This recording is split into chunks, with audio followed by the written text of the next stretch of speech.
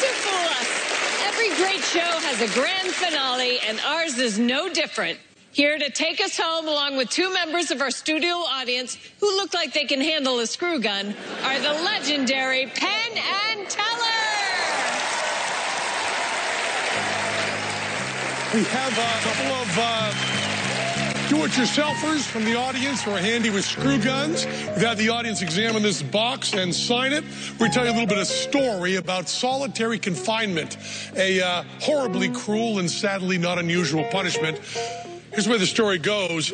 It's a story of a prisoner who was put in the most intense solitary. He was put in a box. They didn't have to throw away the key because there was no key. Because there was no door. The cell, the box, was built around the villain. There was not even a remote hope of escape. He listened and counted the screws as he imagined the guards putting the finishing touches on his dungeon. They made sure it was secure and proudly signed their names all over his vault. There was no portal to the outside world except for a small, perfectly square hole at the top for food and water to go in and for filth to come out. They put a metal sheet under his cell to stop him from burrowing out.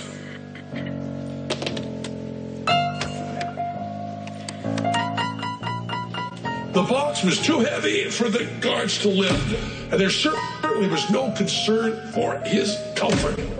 Screw him. They rolled the box onto the solid sheet metal. He was a monster, but he was human, and one of the guards felt sorry for him. Was there anything the guard could do to ease the torture? Prisoner 42799 asked for a D-flat Honor Marine Band harmonica. 42799 wanted to play the blues. Sheets of Kevlar were wrapped all around. Even if he broke out of the box, he'd never cut through the bulletproof cloth.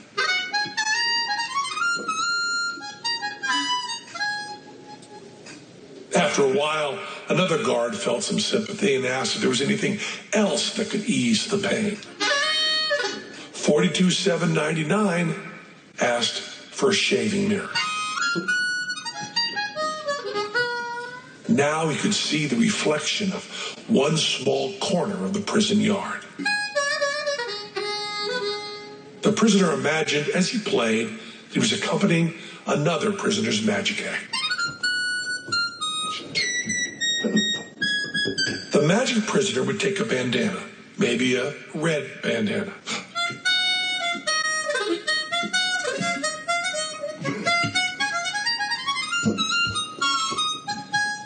He would stuff the dirty old red do-rag into his fist.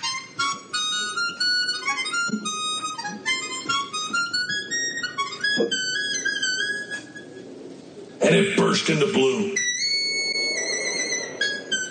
The blue of the sky. The blue of freedom.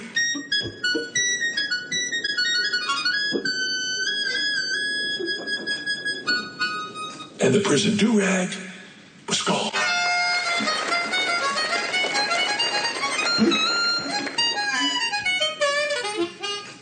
But it was a trick. The prison flag was still there.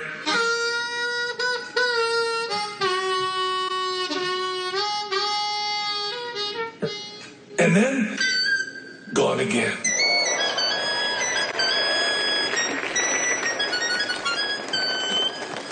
And now,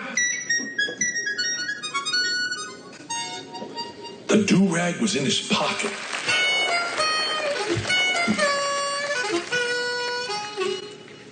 Sometimes, the magic prisoner would look right into the mirror, right into his eyes.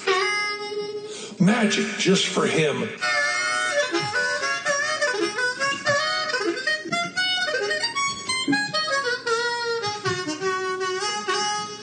Oh no, please leave me the blue sky.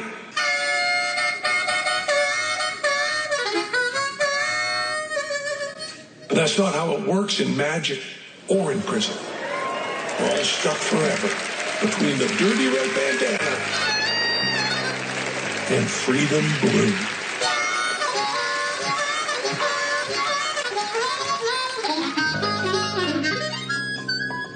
The prisoner's sentence was a law. It wasn't like he'd killed the busload of children.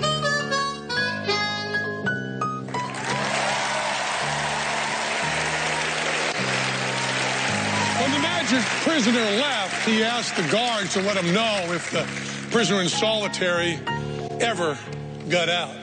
And well, times changed, and there were, exposés, and there were documentaries, and there were protests.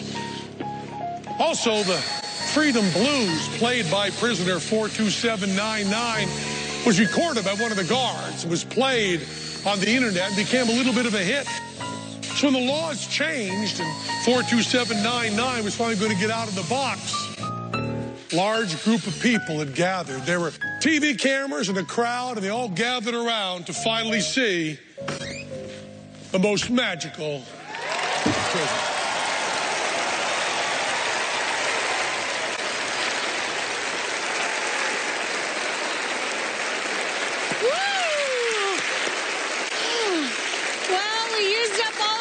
Minutes for tonight, but we'll be back with even more tremendous tricks next time. Until then, good night from Las Vegas.